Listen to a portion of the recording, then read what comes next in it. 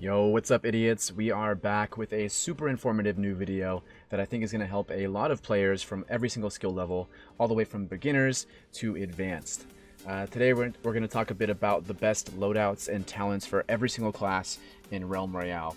We're going to dive into tips, tricks, why certain things are weak or strong, that kind of thing. But before we get started, I want to preface by saying just because a loadout that you enjoy isn't listed here doesn't mean you can't use it. These are just the best loadouts you'll find at the highest levels of play in tournaments, scrims, and league, but that doesn't mean you won't be able to do well with your own loadout. Right now in Realm Royale, almost every loadout is pretty good and usable. These are just the ones that are used at the highest levels of play. Two, this is primarily based on PC play, but I'll do my best to provide insight into each loadout for console as well. And lastly, if you're only interested in one specific class, just go down to the description, click the timestamps, and you can go to your preferred class. So with that being said, it's going to be a bit of a long video. I'm going to kind of just generalize everything, and if you have more specific questions, just ask down below in the comments. But let's kick things off with the neutral talents. Alright guys, so we're going to start things off with the neutral talents. The neutral talents are the talents that belong to every single class. They're on the left and right side of every loadout system. We're going to start things off with Vigor, and I do believe Vigor is 100% the play on every single class. And what I find is that a lot of people, when they're kind of new to the game or not fully experienced, they choose Restoration or sometimes even Rejuvenate when they're playing Mage or Warrior. And there's a couple reasons why I think Vigor is always going to be the play for every single class. Let's imagine that you don't have Vigor. Let's say you're running Restoration and you run out of armor. You're sitting there at 1500 HP. Sniper rifles and longbows, two of the most popular weapons in the game, can one-shot you with a headshot. So that right there is enough reason for me to want to use Vigor automatically so that the longbow and sniper don't just kill you on the spot. But secondly, take into consideration Restoration here. In order to get the same value of Vigor with Restoration, you have to be sitting still for 30 seconds to get 300 HP back. And the main reason people take Restoration is because they feel like in the early game they don't have enough potions and they're on the back foot, they need to run away and hide. And to me, that just means that your game plan isn't strong enough. If your game plan is based around recovering and playing from behind, you're probably not going to perform well anyway. I'd rather be proactive and be on the front foot and just go into a fight knowing that most enemies are going to take an extra shot to kill me here. If you do run into a lot of issues where you keep dying on the drop and you find yourself wishing you had Restoration, it's probably likely that you need to drop a little bit colder. Maybe hot drops aren't exactly the best thing for you until you get a little bit better at the game. But Vigor is absolutely 100% the play on every single class, just because, again, one, it prevents one-shots, and two, it makes most enemy weapons take an extra shot to kill you. Alright, so let's move on to our second neutral talent here, which is Shards. Right off the bat, Craftsmanship is something that you're probably never going to take. It's just not strong enough. So you're looking at Pennywise, Bakbucks, and Alchemy as your options. I typically like to run Bakbucks on all my classes because a lot of my strategies revolve around dropping close to a popular forge, killing someone right away, and then forging a class weapon really quickly to kind of snowball out of control and make sure that I have a good weapon advantage in the early game. You will see a lot of other players using Alchemy, and it's kind of a similar strategy to Bakbucks, where they ideally want to forge potions right away in the early game so they can use 3 armor potions and have a big HP advantage. But I just prefer Bakbucks. Alchemy is also really good in squads if your entire team is running Alchemy, because then you can all forge potions right away and have a huge HP advantage over any team that you come across. Pennywise is a bit interesting. It's something that I do typically have at least one person run in squads, and the reason being is that if 4 people are looting all the same chests and you have one person disenchanting everything, this Pennywise gets absolutely insane value because they're getting so many shards. So typically in solos and duos, I'll run Bakbucks. But in squads, we usually have one person on chicken killing duty to get the Bakbucks shards, and then maybe 1 or 2 of us on Pennywise and 1 or 2 on Alchemy. So these 3 are all very good, but Bakbucks is what you're going to want to be running most of the time until you have a dedicated organized squad where you can coordinate Bakbucks, Alchemy, and Pennywise. Alright, moving on to our chicken talents here. To me, there's really only 2 options, and that's going to be Chicken Run or Incubation. Healthy hatchling isn't something that I particularly enjoy, even though I see a lot of people using it. To me, it's like when you become a chicken, you need to worry about surviving as a chicken first before you even get the value out of this. So instead of running Healthy Hatchling, I'd rather run something that helps me survive as a chicken rather than hoping I can survive as a chicken, then maybe getting value out of this. Same thing with Unbeakable. If you get chickened by somebody and they're right on top of you, an extra 500 HP really isn't going to stop them from killing you. It's very unlikely they don't just finish the job. So for me, these two are just not viable whatsoever. For me, I like to run Chicken Run in solos because, again, if someone chickens you, this is really the only chicken talent that allows you to really get away and possibly survive. But in duos and squads, I do enjoy running Incubation because if you do happen to get chickened, you have your team to protect you, and you want to be able to get back into the fight as soon as possible. And the last neutral talent we're going to talk about are the speed talents. They're all pretty good except for combat training. Right off the bat, this one can be removed. You're left to a choice between leg day, reflexes, and master riding. Reflexes typically you would only run on assassin if you're maining the sniper rifle. And even then, I think this is a bit overrated. It's flashy because you can do some pretty cool quick scopes, but at the end of the day, to me, I think leg day is going to be the play, primarily because a lot of other people run leg day, and you need to be able to keep up with them.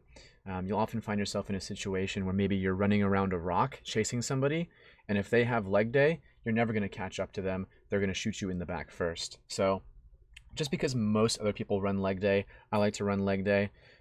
If leg day was removed from this talent tree, I'd probably run master riding because this is also very good, especially when you get the mount speed rune.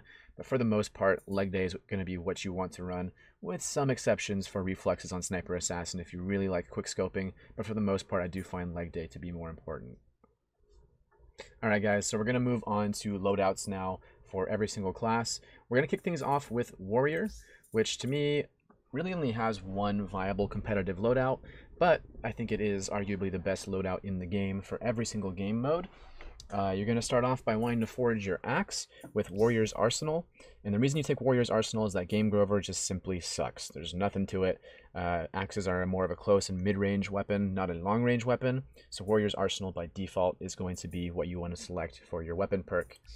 The axe is just arguably the strongest weapon in the game. You never have to reload. It's accurate when you're heroic leaping through the air. You can spam corners with it. It's just an absolutely insane, and in my opinion, absolutely busted weapon. With that being said, I do know the axe is a bit harder to use on console, specifically because of the arc that it has. And it's a little bit smaller projectile than the hammer. So if you are on console and you do struggle to use the axe, I would recommend switching to the hammer. You would still keep Warrior's Arsenal, and I would recommend that you at least try and practice the axe first and see if you can perfect it. But if not, the hammer is a more viable alternative on console only, just because it's a bigger projectile and doesn't have an arc to it. But for the highest level of play, axe warrior is going to be a very common theme. With your talents, you have options between Shielding Shout, Net Shot, and Healing Shout. Shielding Shout just simply doesn't last long enough. It's not strong enough. If this lasted like another 2 seconds, it actually would probably be better than Healing Shout, because you'd be able to run it with the cooldown talent, but currently not worth it. And then Net Shot, while it is very powerful when it lands, you don't always land it, you miss, and 2, it loses the CC rune. So Forge Healing Shout always gives you value. You don't have to aim it, it just instantly heals you. You're going to run it with the Inspire talent simply because 400 burst healing is just insane. It's very easy to weave in Heal Shout in between axe throws. So while you're constantly chucking axes at your opponent, as soon as you get into the red in your HP, you just pop your Healing Shout and you're back on the forefront. For your movement ability, Heroic Leap is just infinitely better than Charge. Heroic Leap itself is actually the second best strictly movement ability in the game in terms of distance, next to Soar. So that on its own is very strong, but then you combine it with Brutality, which means your Heroic Leap does 600 damage on impact, even at the gray level. So the instant you spawn, you potentially have the ability to do 33% of your opponent's total HP on the drop. Because of that, as Warrior, I do typically like to land next to houses, because when you're inside of a house and you use Heroic Leap, it's almost a guaranteed 600 damage. All you have to do is just bounce off the ceiling and instantly hit your opponent. So landing in places like Trinity Hills, Northport, places where there's low ceilings is very powerful for Warrior on the drop. I also forgot to mention that Healing Shout also does get the 400 burst healing at the gray level as well. So if you find a gray Healing Shout in the early game, you are very much set up for success with a huge HP advantage on your opponent. Warrior is the only class that really only needs to forge its weapon, and then it can really go off on opponents. I think it's the best for high kill games.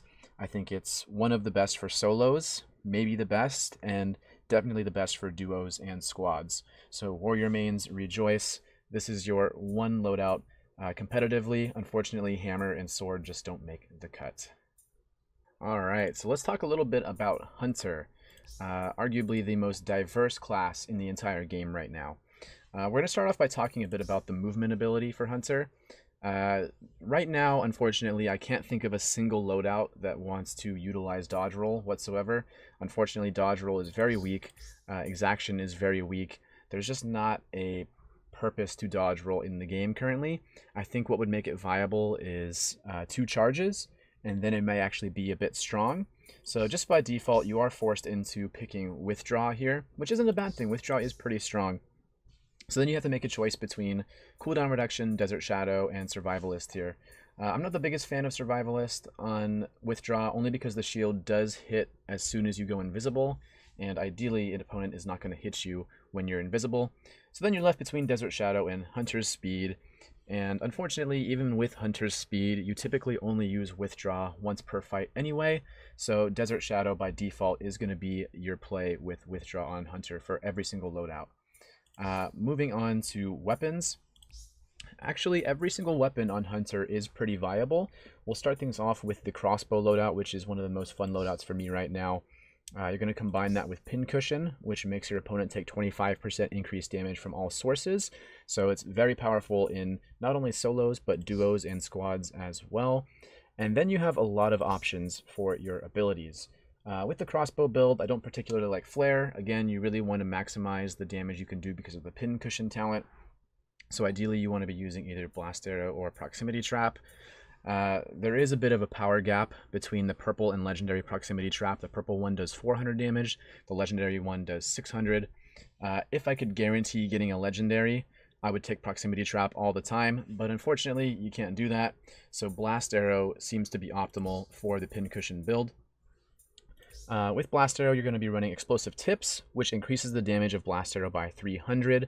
So even at the gray level, your Blast Arrows are now doing 700 damage, and that's not even including the 25% damage from Pincushion.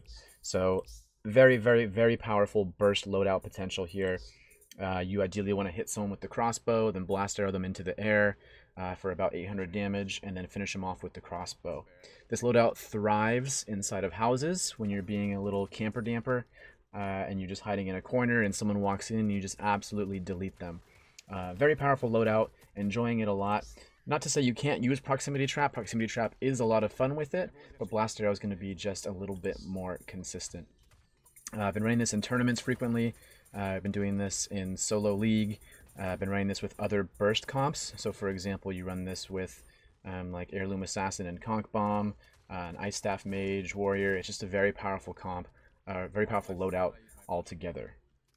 One last thing I forgot to mention in regards to this loadout is that although Withdraw is a very solid ability, I do prefer Ghost Walk on it. And the reason is that it's a very bursty kind of loadout, like I mentioned. You want to be able to get into your opponent's face as well as prevent damage, and Ghost Walk is very strong against Heroic Leap, Concussion Bomb, Blast Arrow. It's just a very good ability that synergizes very well with the crossbow. So while you would forge a Withdraw, I do also like to find a Ghost Walk over it, as long as it's probably purple or better. Moving on next, we have the Longbow Flare Hunter loadout. This loadout has been around for a very long time. Right now, it's not the strongest thing in the world in solos, primarily because we are in a meta where it is a big DPS race, meaning that the most popular weapons in the game are the Heirloom, the Shredder, the Axe, the Bolt Staff, all weapons that do a lot of damage very quickly. And while the Longbow is very strong, it doesn't do damage quickly. So when you get in those close range situations, the Longbow kind of falls flat against the aforementioned weapons. However, this loadout is extremely powerful in duos and squads. One, because the Longbow is just absolutely nuts at mid and long range. A single longbow shot can hit for 1,000 damage, headshots for 1,500 damage at legendary, which really opens up a lot of opportunities for your team to push another team. I do prefer the recurve talent. To me, again, I mentioned earlier in the video, you kind of want your strategy to be all in. You don't want to kind of, pardon my French, but half-ass your strategy. If you're only doing 20% more damage because you want to run the longbow with a crossbow or something, it's just not worth it. You really want to go all in on recurve here, especially because when it's fully charged at legendary, it hits some very powerful thresholds, like 1,000 damage to one-shot chickens. For your abilities, again, with longbow, everything is viable here. That's what's really cool about Hunter. Everything is viable. But because longbow is more of a duo and squad loadout, you do typically want to run it with flare to provide even more value for your team. For the longest time, I was running light 'em up with flare. However, now I am running ranger just to get more frequent flares for my teammates to see everyone. I do think ranger is a little bit better than light 'em up now. Also keep in mind that flare was just recently changed without any announcement that it now burns out on the ground. However, it does have 100% uptime, so if you toss it into the air, it hangs up there for 100% of the time, but if you shoot it into a house, it might fizzle out a bit early. You can also run the blast arrow loadout with longbow. It's a pretty cool combo. It's kind of similar to sniper and concussion bomb, where you blast arrow them into the air and then longbow them in the face. But again, I would typically only run longbow in duos and squads, and I'd run the crossbow build in solos. So this is more of a team-based composition here. Another thing to mention about the longbow loadout is that your withdraw is not a high priority forge. Right now you want to forge your longbow first and then your flare, but you obviously want to get rid of the dodge roll. But a very good secondary to withdraw is heroic leap. Not only does it allow you to charge your bow while you're flying through the air, it just helps you push and allows you to get easier headshots while you're midair because the bow is pretty accurate. So don't be too stressed out about trying to forge a withdraw. If you find a heroic leap of any rarity, it's definitely a good secondary until you can find or forge a better withdraw. Lastly, I want to mention about Hunter is that if you do choose to use proximity trap, please keep in mind that ranger is definitely 100% the play, not trapper. Currently, proximity trap, even without this talent, still slows enemies, and there's really no need for a reveal because most of the time if someone's in your prox trap, you're already able to see them anyway. This ranger talent actually allows your legendary proximity trap to have, I believe, an 8-second cooldown, even less with the ability cooldown rune, so it's just absolutely insane with proximity trap. So definitely ranger if you choose to run proximity trap here. As far as Arbalest goes, I know a lot of you guys love to watch some Arbalest gameplay, but unfortunately this weapon has kind of gone down a lot in power level. What really made this weapon powerful from the last few patches was the fact that it was very easy to kill someone quickly because not everyone had full HP. You'd hit them for 1100 with a legendary Arbalest and then blast arrow for 700, which would kill most people instantly. Unfortunately, well, not unfortunately, fortunately, everyone does have full armor now, so Arbalest has gotten a lot weaker. Still a fun loadout, very high skill cap to master, and definitely wouldn't recommend using it on console, but just definitely not going to be optimal anymore. Alright, let's move on to everyone's favorite class, the Assassin. Assassin's in a bit of a weird spot right now as it's getting a lot of hate because of the Shredder. As we all know, the Shredder at the legendary level is extremely strong. People are literally quitting the game over it. I'm not going to talk about the Shredder outside of this small thing. I just want to say that if you are using the Shredder, you are building bad habits because there is absolutely no way the Shredder stays the way that it is now. It will be changed. If you're using the Shredder, it's a crutch. You should be practicing other weapons. It's just a cheesy way to get wins right now. Don't use the Shredder. Alright, now that that's out of the system, let's focus on the real Assassin build, which is going to be your Heirloom build. Heirloom is a very strong weapon. Even at the purple level, it's just insane damage output, very easy to handle, has just a little bit of bloom, but definitely manageable, and is very easy to headshot with. In terms of your talent for your Heirloom rifle, Ancient Power just doesn't seem worth it. All you're really getting is 20% more damage, but only for 3 seconds, and you're forced to burn your movement ability to get this, and typically you want to use your movement ability defensively, not offensively, so Assassin's Arsenal definitely seems to be the play. Additionally, it allows you to run the sniper rifle with the heirloom, which means you do 20% more damage with your sniper rifle as well.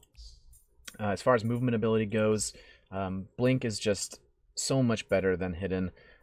Hidden is usable, it's fun, it's kind of memey. There's nothing, more funny than going invisible for 15 seconds and cheesing somebody. But at the end of the day, Hidden does nothing for you mid-fight. It only does things before a fight.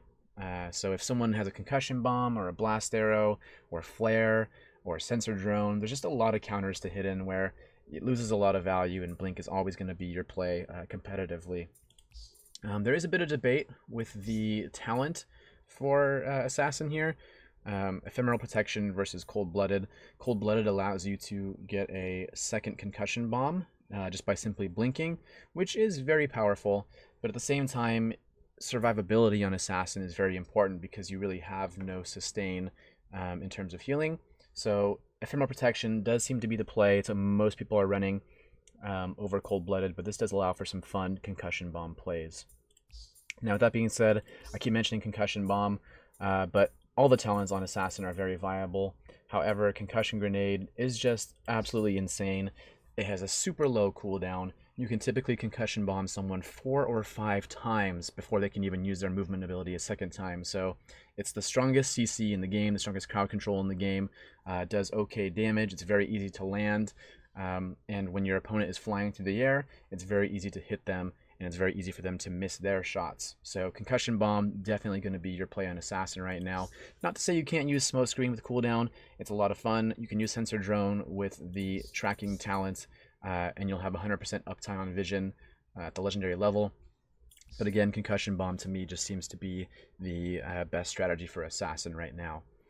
This talent, Concussed, is actually very useless. Don't use it. It's one of the worst talents in the game. Saboteur to get your lower cooldown concussion grenade is going to be optimal for you. If you are running smoke screen, I don't recommend Subterfuge. I don't really like it. Some people do, but again, I prefer to have more frequent smoke screens rather than just movement speed, which doesn't feel that powerful to me. Additionally, if you do want to be a true assassin and want to play what it's known for, you can always run the sniper rifle here. I do think heirloom as your priority is the most important, but sniper rifle with concussion bomb is arguably the funnest loadout in the game. So that's pretty much going to be it for Assassin. Very powerful class right now. Arguably the best class in solos, and the main reason is because now that there's armor potions in the game, the only weakness Assassin had was not being full HP. Now Assassin has full armor. They can get their full rotation going of heirloom shot, blink above your opponent, concussion bomb downwards, kill them while they're in the air. It's a very strong loadout in solos. It's not bad in duos and squads. I do think sniper's actually the play in squads, not heirloom. But overall, a very strong, fun, and powerful class right now. And again, one more time, don't use the shredder. And last but not least is our little baby mage girl. Mage right now is in a bit of a weird spot. I don't find her to be particularly strong in solos, but she's pretty good in duos and squads. You will have some people out there just constantly complaining about Mage, and we'll talk a bit about that in a second. But let's start things off with the Bolt Staff Mage build. Bolt Staff is a weapon that's been around for a bit of time now. It originally wasn't that strong due to hit registration issues, but that now has been fixed. So Bolt Staff with Thunderstruck is actually pretty good. The thing about Bolt Staff, however, is that while it is a good weapon, things like the heirloom, the shredder, the axe, crossbow, those are all great weapons. So while Bolt Staff itself is really good, it doesn't quite hold up that well against the other best weapons in the game. Not that you can't win with it, but more frequently than not, you're going to lose 1v1s to axes and heirlooms and crossbows. With that being said, a large portion of that reason is that the Bolt Staff has, I think, the smallest projectile in the game. So it does take a little bit of skill to track perfectly and hit every shot on your opponents. If you can manage to do that, then you are worlds ahead of anyone else right now, because there is no one currently that can consistently win competitive games with Bolt Staff Mage. As far as talents go, Healing Station does seem to be your best bet. Ice Block doesn't really offer that much synergy with the Bolt Staff. primarily because Ice Block is better with like single projectile, big damaging weapons, and Soul Gust is just a bit underwhelming. So for me right now, the main strategy with this is to basically, you want to be an annoying little fly. You want to soar into places that enemies can't really hit you. You want to soften them up until they're out of armor, constantly healing, being annoying, and then go down and finish the job. So Healing Station allows you to heal a lot of HP. You can also use it to absorb shots by hiding behind it. And then Soar allows you to constantly run away and hide in places to be an annoying little gnat. Some people like to run Ghost Walk with it, but Ghost Walk to me is a bit more of an all-in strategy. And to me, you can't really go all in with the Bolt Staff because, again, you lose most 1v1s to other great weapons. But it's definitely an option there, but I do prefer Soar and High Flyer. So overall, this loadout, it's good. You can use it in any game mode. It is more of a utility loadout for duos and squads where you help your team do more damage. But at the end of the day, right now, Mage is going to be one of the better loadouts in the game. And you're probably wondering, what's Pepega? Pepega is basically, here, it's on the screen. That's the emote. It's named after that stupid emote because some people think that this loadout takes no skill whatsoever. I think it's arguably one of the more skillful loadouts in the game to use optimally. And the strategy here is that you want to take the Ice Staff, which is a weapon that does a decent amount of damage, but shoots very slowly, has a very slow refire rate, and you want to counteract that refire rate with Ice Block and Ghost Walk. So basically what you do is you run into an opponent, you hit them with the Ice Staff, you use your Ice Block to absorb their shot, you cancel the Ice Block whenever you want to, so that you get to shoot first on your opponent. Then as soon as you shoot, you Ghost Walk again, and Feedback Loop reduces the cooldown of your Ice Block by 5 seconds. So typically, if you time it right, you can end your Ghost Walk whenever you want to, shoot again, and then Ice Block one more time. So ideally, you're going to be up 3 shots against your opponent. Now, you probably think it's stupid and broken, and yes, it is extremely strong, but let me tell you a few things about why this loadout isn't the best thing in the game anymore. First of all, the Ice Staff has immense amount of bloom, and bloom is basically when your crosshair is very large, your projectile can shoot anywhere inside of that crosshair. So when you shoot, it's kind of random where that projectile is going to go. Yes, you can ADS or aim down sights or scope your weapon to remove that bloom on the Ice Staff, but the Ice Staff has the slowest ADS speed in the game. So if you're taking your sweet time to scope in your Ice Staff, you're busy taking a lot of damage from your opponent in the meantime. So first of all, in order for this to be good, you have to hit full body shots. And with the bloom on the Ice Staff, that's not always the easiest thing in the world to do. Secondly, once you've used your cooldowns, you have nothing left in the tank, and you have one of the lowest DPS weapons in the game left in your hands. So yeah, maybe you did 2400 damage to your opponent, but if they're using the axe or the heirloom, or a crossbow and the blast arrow, or they have some sort of healing ability and they can negate one of your shots, it doesn't really matter if you did a huge amount of damage to them because they're going to be able to catch up in the DPS race. So this loadout was very powerful last patch when not everyone was full armor. It was almost unbeatable, but now everyone's full armor. So you have to hit 5 of your 6 shots full body to kill somebody. So it is very strong, but it's just a shadow of what it once was.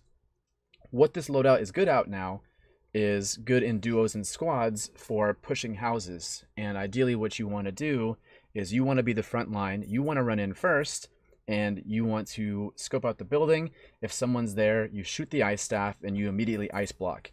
And what you basically are is a wall for the rest of your team. You're a distraction. You're taking the shots. You're constantly being annoying by putting up these invulnerabilities, and the enemy team has no idea who to focus. So Mage, also known as Ice Staff Mage, Ice Block Ghost Walk Mage, whatever you want to call it, it's a very strong loadout, but it really has lost its touch in solos. It's more of a duo and squad loadout, and it is very likely to be nerfed, so keep that in mind. With that being said, this is exactly how you want to run it.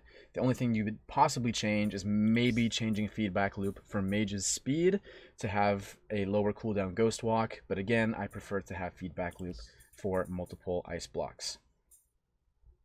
Alright guys, so that about wraps it up for the best loadouts currently in Realm Royale. Let me know which loadouts that you've been enjoying, which ones you've had success with, which ones you think actually aren't as good as they seem to be, and let's have a bit of a discussion down in the comments. Again, this is based off of league play and tournaments and scrims and discussion with other pros. What I'm talking about here might not apply to console, might not apply to your specific gameplay, but these are currently the strongest loadouts on PC at the highest levels of play.